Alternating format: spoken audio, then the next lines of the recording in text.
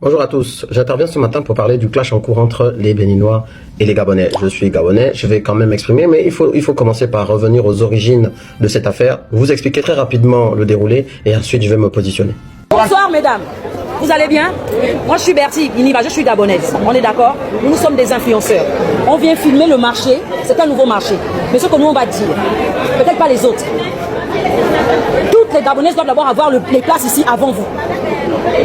Ça là, on va marcher pour ça, on va pas blaguer avec. Vous avez le droit, nous sommes des Gabonais, nous sommes africains, ok? Mais on va pas voir les femmes gabonaises pleurer comme ça. Vous avez des places et eux ils n'ont pas de place. Ça va même pas exister.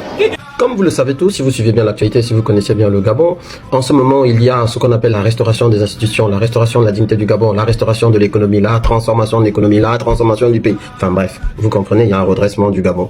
Ce redressement passe par le fait de redresser aussi la situation économique du pays. On est un des rares pays dans l'Afrique centrale et de manière générale dans le monde dont l'économie n'appartient pas aux locaux et aux nationaux, ce qui crée tous les problèmes que vous connaissez. Je reviendrai pas là-dessus, fuite de capitaux, non maîtrise et non contrôle de tout ce qui se passe en local, chômage endémique parce que du coup certaines sociétés peuvent lever le camp quand elles veulent, et il y a même ce qu'on appelle la préférence étrangère au Gabon. C'est une réalité, hein, c'est-à-dire qu'il y a des endroits, des secteurs, des entreprises, on l'a vu récemment avec Faubert et d'autres, où lorsqu'on embauche, là, le critère de préférence c'est ne pas être gabonais. C'est très grave, mais c'est une chose qu'il faut bien sûr régler avec un cadrage, avec voilà. Donc les autorités, la population et tout le monde, on est engagé dans ce redressement puisque l'arbre au Gabon ne peut pas être à l'envers, où les racines sont en l'air et les feuilles sont en bas. C'est impossible. Aucun pays ne se développe dans ce contexte-là. Les commerçants ils disent que on les a laissé les places au détriment des expatriés. C'est pas ça. Vous parlez, vous ne parlez pas. Du coup, cela passe par des mesures. Pour qu'il y ait une sorte de protectionnisme qui permet de reprendre l'économie locale sans se lancer dans la xénophobie, il faut mettre un cadre. Donc, les nouveaux marchés, par exemple, on va dire que les commerces de proximité, les petits boulots, tous les commerces, la plupart d'entre eux n'étant pas détenus par les Gabonais. Aujourd'hui, l'idée, c'est de dire que lorsque, par exemple, on ouvre un marché, il faudrait que les Gabonais qui veulent vendre aient la priorité des étals, ce qui est totalement logique. C'est le cas dans tous les pays africains. On n'a rien créé là-dessus. Maintenant, Tata Bertie, qui est connue au Gabon comme une influenceuse, Eric Otetier, qui est connu au Gabon comme un activiste, et puis un troisième de leurs compagnons, se déplacent dans plusieurs localités pour faire constater l'effectivité de cette mesure. Il faut savoir également que dans le code du travail gabonais, il est prévu, par exemple, hein, c'est les mêmes mesures, que 80% par exemple des employés des sociétés implantées au Gabon soient gabonais. C'est une mesure normale, encore une fois, ça existe dans beaucoup de pays africains. Donc arriver à Lambaréné, qui est une ville très connue, puisque c'est dans une des provinces qui est la plus, on va dire, la plus ouverte, qui a adopté le plus de communautés, non seulement qui ne sont pas originaires de cette province, mais qui sont même étrangères. Il y a donc une forte communauté ouest-africaine installée dans la province du Moyen-Ogooué, dont la capitale est Lambaréné. Lambaréné qui est connue comme la ville du docteur Schweitzer, le Grand Blanc, tel que le film le décrivait. Bon, bref, donc vous voyez une province qui adopte et qui accepte l'étranger. Alors, il y a également la dénomination même traditionnelle qu'on donne aux Ouest-Africains, et notamment aux Béninois dans cette province, c'est les popos, qui a donné lieu d'ailleurs à une spécialité locale qu'on appelle le riz popo, qui est très apprécié, aussi bien dans la province donc du Moyen-Ogooué que même dans la province de Maritime, dont le chef-lieu est Port-Gentil, où on retrouve également une forte communauté béninoise qui a toujours vécu là dans l'entente cordiale et qui a donné lieu à plusieurs générations de Gabonais issus de l'immigration. Donc voilà, arrivés sur le marché, ils font le constat que dans le nouveau marché qui vient d'être créé par les autorités, il y a donc encore une fois ce déséquilibre où les commerçants locaux ne peuvent pas, donc les originaires du Gabon, ne bénéficient pas des places. Donc il y a des arrangements entre des administrateurs de la chose publique, les autorités locales et les communautés étrangères pour brimer les Gabonais et continuer à entretenir la préférence étrangère.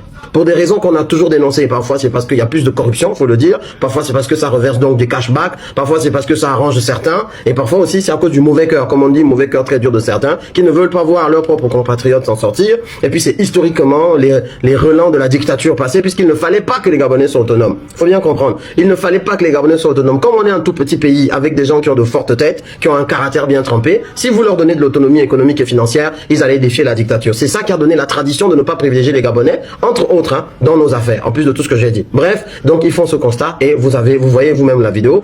Jusque-là, rien de bien spécial. Constat, on rétablit les choses, ça ne peut plus continuer comme ça, et puis basta. On est même focalisé sur la réponse du maire du 2e arrondissement, qui ramait totalement à contre-courant. Maintenant, quand les gens aboient, quand les gens crient et tout, il n'y a pas de xénophobie à exercer en matière de marche. Ouais. Où ils traitent les mamans gabonaises qui travaillent d'arrache-pied dans les plantations pour des fainéantes, en gros qui abandonnent les marchés. Un coup, ils confondent le fait de reprendre l'économie nationale avec de la xénophobie, donc c'est-à-dire que les notions là qui sont développées par le gouvernement pour ce que je vous expliquais en introduction, lui, il confond ça avec la xénophobie. C'est lui qui amène même la notion de xénophobie, alors qu'il n'y a pas de chasse à l'homme, il n'y a pas de chasse à l'étranger, il n'y a rien. Donc il va très loin, il glisse même. On était même là-dessus en fait. On se disait, mais qu'est-ce que c'est que cette histoire? Et il parle à un moment donné de j'ai la main légère. Enfin, Donc, le premier fait marcher là, ce marché, ce sont ces femmes-là qu'il faut absorber. Madame, j'ai la main un peu légère. Hein. Attention. bref, on était même focalisé là-dessus en fait. On se disait, bah, on a quand même une autorité, ça va pas. Donc, les aboiements ou les cris d'aujourd'hui ne servent à rien. Il est allé jusqu'à interpeller l'activiste et l'influenceuse, soit disant qu'ils auraient fait je ne sais pas trop quoi en fait, on ne comprenait pas. Nous on était là-dessus, on disait que non, libère les frères. À notre grande surprise, maintenant c'est la communauté béninoise qui est venue faire ce qu'on appelle acheter le problème. On ne comprend pas. Selon la Constitution, si les étrangers quittent ce pays-là, ils vont beaucoup souffrir. Le pays serait vide. Si vraiment si tous les étrangers sortent de ce pays, parce que c'est question d'échange. Ils n'ont pas de nourriture ici. Et non les gléas, ils ne cultivent pas. Tous les jardins qui sont dans le pays ici, là, c'est pour les étrangers. Les stations, la plupart, c'est pour les étrangers. Les supermarchés, c'est pour les étrangers. D'ailleurs, même, ils n'ont même pas de supermarché ici. Depuis que moi, je suis venu ici, j'ai vu seulement 2 grands supermarchés dans Libreville et Cotonou. Et comment on appelle Port-Gentil. Il n'y a pas de supermarché. C'est eux qui font le bien. On appelle supermarché, là, il n'y a pas ici. Même avant que Talon ne vienne sur le pouvoir, là, on ne peut pas comparer le Bénin au Gabon. Ici, on est dans le poubelle. C'est l'argent seulement qui est ici. C'est tout. Après des propos comme cela, qu'est-ce que vous croyez que la population gabonaise va penser? Comment vous pensez que la population gabonaise va réagir?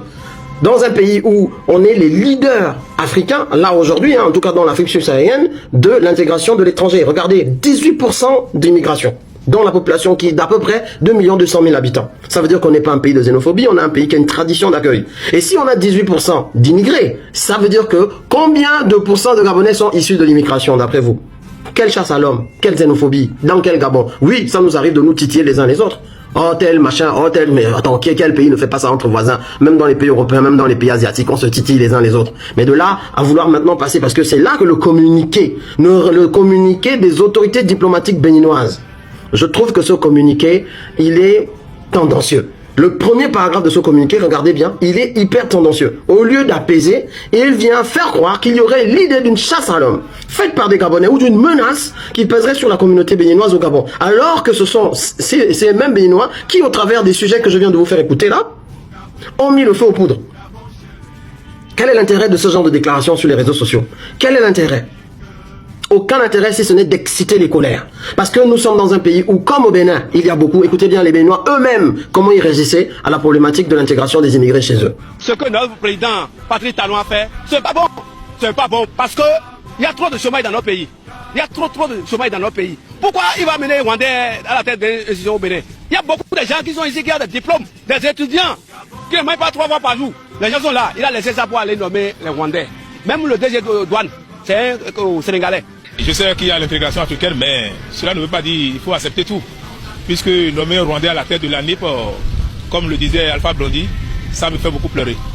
Il y a beaucoup de personnes qui sont au chômage. Donc les Gabonais disent à qualification égale, à compétence égale. Et même, c'est bien d'avoir la préférence nationale pour redresser le pays qui, justement, pour les raisons que j'ai expliquées, est en crise. Et qui a besoin de mettre 40% de ces jeunes, de ces chômeurs au travail. 50 à 60% de ces jeunes chômeurs au travail. Donc il faut prendre des mesures fortes pour que le Gabon soit au même niveau que tous les autres pays, pour que cette Afrique-là soit une Afrique debout, à l'horizon 2100 tel que les prédictions le disaient, même peut-être 2050. Qu'est-ce qu'il y a de mal là-dedans? On va même au-delà. Attention. Nous les Gabonais, on est focus sur le développement. Et ça c'est le message vraiment que j'aimerais adresser à mes frères et en même temps à l'international. On aime bien travailler. On veut retravailler, on veut redynamiser le pays. Ce n'est pas parce que certains domaines ont été verrouillés pour des raisons historiques que j'ai expliqué au début de la vidéo. Ce n'est pas parce que certains ont pensé que travailler c'était seulement les bureaux dans un temps ancien. Aujourd'hui, nous on a les Gabonais qui sont non taxigables, c'est les taxis. C'est une initiative de taxi. Avec des Gabonais, oui, les Gabonais peuvent faire taxi, il y a quoi? Ça rapporte de l'argent. Si quelqu'un peut gagner 3 500 000 francs par mois en faisant du poisson, pourquoi le Gabonais qui gagne 600 000 ne peut pas s'y mettre? Quelle est cette idée de penser que le Gabonais ne saurait pas travailler mieux que les autres? Par rapport à quel par rapport?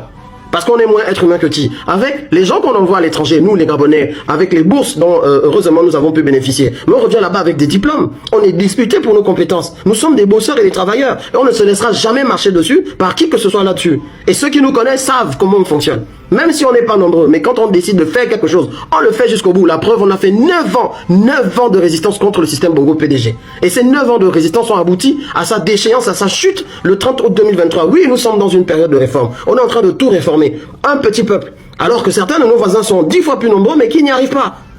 Nous sommes un peuple qui a une fierté bien placée. Nous aimons bien accueillir les autres. Nous avons cette science et cette connaissance, ce savoir-faire de dire que, voilà, nous sommes tous étrangers quelque part. Mais, lorsqu'on nous provoque, et certains l'ont bien compris, certains grands influenceurs même l'ont bien compris, quand on nous provoque là, il faut assumer haut. Parce que vous faites la vente, nous on fait le service après-vente. Mais on est là pour d'abord apaiser, dire que, l'affaire là va où? Parce que si ça va un genre, nous si on part un genre, mieux bas la terre. On redresse le pays, on redresse tous l'Afrique comme on peut, on arrête les hypocrisies, on arrête d'invoquer le faux panafricanisme quand il s'agit de piller autrui et de se protéger soi-même, et on essaie de considérer que l'Afrique ne pourra se redresser que si chacun est honnête l'un avec l'autre, et si on ne se regarde pas juste comme des endroits à piller pour aller construire chez soi. Non, on en a connu dans le passé, c'est fini ça.